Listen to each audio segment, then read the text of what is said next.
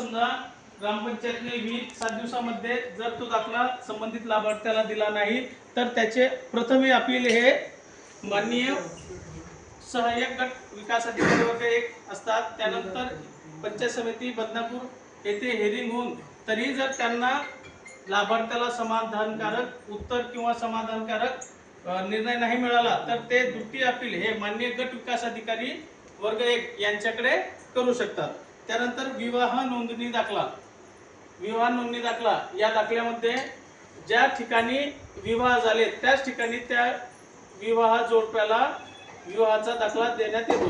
त्यासाठी 7 दिवस हा टाइमलाईन असतो ग्रामपंचायतकडे, परंतु जेव्हा तुमचा विवाह झाला त्या विवाहाच्या दिवसापासून 40 दिवसा अंतर्गत त्या विवाहाची नोंद ही ग्रामपंचायतच्या विवाह नोंदणी रजिस्टरला देणे, माहिती देणे किंवा घेणे हे बंधनकारक असते। त्याच वेळेस तुम्ही त्या दाखल्याची मागणी करू शकतात।